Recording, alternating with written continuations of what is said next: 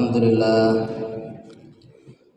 Alhamdulillahi Rabbil Alamin wal aqibatu lil muttaqin wala udwana illa 'alal zalimin. Asyhadu an la ilaha illallah al-malikul haqqul mubin wa asyhadu anna Muhammadar Rasulullah shadiqul wa'dil amin. Allahumma salli wa sallim ala sayyidina wa maulana Muhammadin wa ala alihi wa ashabihi ajma'in. Amma ba'du fa ya ibadallah, usikum wa nafsi bi taqwallahi wa ta'atihi. Qala Allah ta'ala: ya ayyuhalladzina amanu taqullaha haqqa tuqatih wa la tamutunna illa wa antum muslimun. Kaum muslimin jamaah Jumat Masjid Baitul Masykur yang dimuliakan Allah Subhanahu wa taala. Kesempatan yang mulia di hari dan tempat yang mulia ini, mari terus kita meningkatkan ketakwaan kita kepada Allah Subhanahu wa taala dengan istiqomah menjalankan perintah-perintah Allah serta menjauhi larangan-larangannya. Karena hanya dengan bekal inilah kita semuanya akan berpulang menghadap Allah Subhanahu wa taala. Kaum muslimin jamaah rahimakumullah, beberapa hari lagi kita akan memasuki satu bulan yang bersejarah bagi umat Islam, yaitu bulan Rabiul Awal atau yang kita kenal dengan bulan Maulid. Sebentar lagi akan kita dengar lantunan sholawat bergema di mana-mana, dari musola-musola kecil sampai masjid-masjid agung, masjid-masjid besar. Peringatan Maulid pun akan diperingati dari skup yang paling kecil, RT, sampai nasional.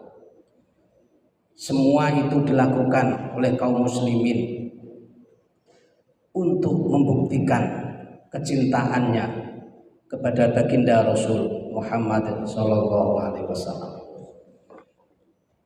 Kalau kita baca sejarah, kecintaan umat terhadap Rasulullah turun-temurun dan selalu akan bergema sampai yaumil kiamah. Terlebih lagi kecintaan para sahabat-sahabat Nabi yang tercatat dalam sejarah. Akan saya sampaikan beberapa riwayat. Pertama, riwayat yaitu ada seorang yang namanya Urwah. Urwah ini bukan orang Islam, tetapi diutus untuk menyelidiki kehidupan Rasulullah bersama para sahabatnya, dengan tujuan mencari kelemahan Islam, kemudian akan diserang Rasulullah bersama para sahabatnya. Jadi Urwah ini seperti orientalis yang masuk ke tengah-tengah umat Islam dengan tujuan mencari kelemahan. Berangkatlah Urwah ini ke Madinah. Beliau menyusup di tengah-tengah kaum muslimin. Ketika Rasulullah sholat, Urwah ini juga ikut sholat. Ketika Rasulullah mengadakan taklim, Urwah juga ikut. Sampai beberapa hari. Pulanglah Urwah ini dan dia memberikan laporan kepada kaum kafir di Mekah. Kemudian Urwah bercerita, wahai kaum Mekah, jangan sekali-kali kita mengganggu Muhammad dan para sahabatnya. Kita akan kalah. Tentu orang yang mengutus ini menyesal. Kenapa dia laporan seperti itu? Urwah meneruskan ceritanya. Saya ini sudah melanglang buana ke negara-negara. Saya juga sudah menyaksikan kehidupan raja-raja. tetapi saya tidak pernah melihat ada umat, ada manusia yang begitu diagungkan melebihi Muhammad yang diagungkan oleh para sahabat-sahabatnya. Kalau Muhammad memberikan nasihat, maka seluruh sahabat-sahabatnya diam, tidak bergerak, seolah-olah ada burung yang bertengger di pundaknya. Kalau Muhammad memberikan perintah, maka berlomba-lomba sahabatnya melaksanakan perintah Muhammad. Ini cerita Urwah. Kalau Muhammad berwudu, maka para sahabatnya memperebutkan bekas air wudu Muhammad. Bahkan kalau Muhammad meludah, ludahnya tidak pernah sampai ke tanah, kecuali dibuat rebutan oleh para sahabat-sahabatnya. Begitu cintanya para sahabat kepada Muhammad ini, maka jangan sekali-kali kita mengganggu mereka. Ini Urwah yang bercerita, yang dia bukan seorang muslim. Begitulah kecintaan para sahabat kepada Nabi Muhammad SAW. Cerita yang kedua adalah Khalid bin Walid. Khalid bin Walid ini seorang panglima perang yang tak terkalahkan, baik sebelum dia menjadi muslim ataupun setelah dia bersyahadat menjadi muslim. Dia menjadi panglima yang luar biasa, yang tercatat dalam sejarah. Suatu hari ketika pertempuran antara kaum muslimin dengan kaum kafirin berkecamuk,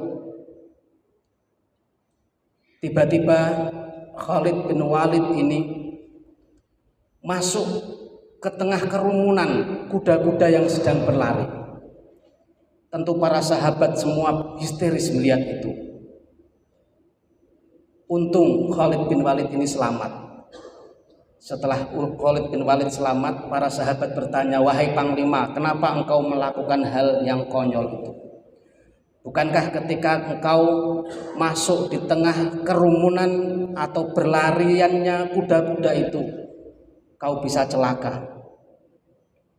Khalid bin Walid menjawab, "Sesungguhnya saya masuk di tengah medan pertempuran, kemudian merangkak di tengah kecamuknya perang. Saya hanya ingin menyelamatkan kopiah saya." Tentu sahabat heran, kenapa hanya kopiah dipertahankan sedemikian rupa?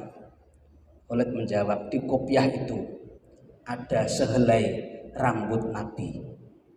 Saya bukan ingin mencari kopiah itu, saya ingin menyelamatkan rambut Nabi yang ada di kopiah itu. Begitulah kecintaannya, sehingga sampai rela mati, rela dirinya mungkin menjadi korban demi hanya untuk mengambil sehelai rambut Rasulullah SAW. Malahan dalam sejarah tidak hanya manusia, tidak hanya para sahabat yang mencintai Nabi. Dikisahkan dahulu ketika Rasulullah SAW hijrah ke Madinah, kemudian beliau membangun masjid. Masjid belum ada marmer ataupun keramik seperti sekarang ini. Masjid masih tanah. Maka di dalam masjid itu tumbuh sebatang kurma, dan kurma itu sering digunakan untuk bersandar Nabi ketika beliau memberikan khutbah Jumat. Bertahun-tahun Rasulullah ketika khutbah memegang pohon kurma itu. Satu hari ketika sahabat sudah semakin banyak, ada seorang sahabat yang berinisiatif membuatkan mimbar untuk khutbah Rasul. Setelah mimbar jadi, mimbar diletakkan di dekat pengimaman. Ketika Rasulullah hendak berkhutbah, tiba-tiba terdengar oleh Rasulullah dan terdengar oleh para sahabatnya ada suara tangisan. Tangisan yang mendayu-dayu. Para sahabat tidak tahu di mana sumber tangisan itu. Tetapi Rasulullah turun, kemudian Rasul mendekati pohon kurma itu. Seolah Rasulullah berdialog dengan pohon kurma itu, sehingga kurma itu suara tangisan berhenti. Ternyata yang menangis itu adalah pohon kurma. Kenapa pohon kurma itu menangis? Rasulullah bercerita bahwa pohon kurma itu menangis karena sudah lagi tidak dipegang oleh Nabi. Ketika ada mimbar, tentu Rasulullah akan menggunakan mimbar itu dan tidak lagi mendekat atau memegang pohon kurma itu. Maka pohon kurma itu menangis. Rasulullah mengatakan, andai kata kurma itu tidak aku hibur, maka dia akan menangis sampai hari kiamat. Kaum muslimin jamaah rahimakumullah, begitulah kecintaan makhluk Allah terhadap Rasulullah Shallallahu Alaihi Wasallam. Sekarang ini kita sudah berada di jauh periode akhir zaman. Tentu kecintaan kita kepada Nabi salah satunya terwujud dengan sering menyebut-nyebut nama Rasulullah, membaca sholawat. Maka mari semarakkan, syiarkan musola-musola kita, syiarkan masjid-masjid kita, hadiri tempat-tempat sholawat, hadiri tempat-tempat yang menceritakan kehidupan Rasulullah Shallallahu Alaihi Wasallam, sehingga kelak kita akan mendapatkan syafaat dari Rasulullah Shallallahu Alaihi Wasallam. Akhir khutbah Jumat ini ingin saya sampaikan sebuah hadis atau riwayat. Ketika itu di Madinah menjelang subuh, Rasulullah dan para sahabatnya sudah berkumpul di masjid hendak melaksanakan sholat subuh. Tetapi air untuk berwudu habis. Para sahabat panik karena tidak bisa berwudu. Datanglah Rasulullah bertanya, kenapa kalian tidak segera masuk ke masjid? Air wudu habis ya Rasulullah. Adakah di antara kalian yang membawa wadah air? Bawalah kemari. Seorang sahabat membawa semacam ceret dan diberikan kepada Rasulullah. Mukjizat Rasulullah, ceret itu bisa mengeluarkan air yang bersih dan bening, sehingga Rasulullah menyuruh para sahabat, berwudulah. Satu persatu para sahabat berwudu, dan air itu cukup untuk berwudu seluruh sahabat itu. Para sahabat semakin kagum, para sahabat semakin cinta, para sahabat semakin melihat kemukjizatan Rasulullah. Rasulullah pun sholat bersama sahabat. Setelah selesai sholat, seperti biasa Rasulullah sering mengadakan semacam taklim atau pembelajaran kepada sahabat itu. Hari itu Rasulullah membuka pengajiannya dengan satu pertanyaan. Ayyul khalqu a'jabu ilaikum imanan. Wahai para sahabat-sahabatku, tahukah kalian siapakah makhluk Allah yang paling menakjubkan imannya? Para sahabat menjawab, al-malaikah. Mungkin malaikat ya Rasulullah. Rasul menjawab, wa ma lahum la yu'minun wa hum inda rabbihim. Bagaimana mungkin malaikat tidak hebat imannya? Setiap hari para malaikat melihat kebesaran Allah. Bukan itu yang saya maksud. Para sahabat menjawab lagi, fan nabiyun. Mungkin para nabi dan rasul ya Rasul yang imannya menakjubkan itu. Nabi pun menjawab, wa ma lahum la yu'minun wal wahyu yang zilu alaihi. Kalau nabi dan rasul itu imannya hebat, wajar saja karena wahyu turun kepada mereka. Para sahabat menjawab Nabi, fanahnu, mungkin kami ya Rasulullah, para sahabat-sahabatmu ini. Nabi pun menjawab, wa malakum la tu'minun wa ana baina adhurikum. kalian itu imannya hebat karena aku berada di sisi kalian. Karena aku selalu bersamamu, tentu imanmu hebat. Kemudian siapa ya Rasulullah? Lalu siapa ya Rasulullah makhluk Allah yang imannya menakjubkan itu? Nabi pun menjawab, ala inna a'jabal khalqi imanan la qaumun yakununa mim ba'dikum.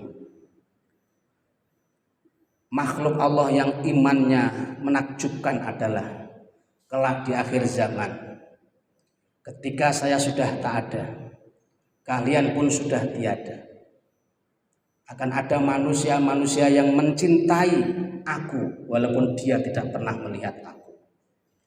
Akan ada golongan-golongan umatku yang selalu membaca Al-Quran walaupun dia tidak pernah mendengar aku membaca Al-Quran. Akan ada kaum yang selalu sholat, menuruti sholat 5 waktu perintahku walaupun dia tidak pernah melihat aku sholat. Dialah orang-orang yang menakjubkan imannya. Mudah-mudahan yang dimaksud Rasulullah adalah kita ini. Kita ini umat Rasulullah yang ribuan tahun, 14.000 tahun yang lalu ditinggal oleh Rasulullah, tetapi kita selalu mencintai Rasulullah. Kita melaksanakan perintah-perintah Rasulullah. Kita membaca sholawat untuk Rasulullah Shallallahu Alaihi Wasallam. Kul in kuntum tuhibbunallaha fattabi'uni yuhibbukumullah wa yaghfir lakum dzunubakum wallahu ghafurur rahim. Kata Allah, katakan wahai Muhammad, kalau dia mencintai Allah, maka cintailah Muhammad, taatilah perintah-perintah Muhammad. Kalau kita mencintai Kanjeng Nabi Muhammad, Allah akan mencintai kita. Yuhibbukumullah wa yaghfir lakum dzunubakum, dan Allah akan mengampuni dosa-dosa kalian semuanya. Barakallahu li wa lakum fil Qur'anil azim wa nafa'ani wa iyyakum bima fihi minal ayati wa dzikril hakim wa qur rabbil fir warham wa anta khairur rahimin.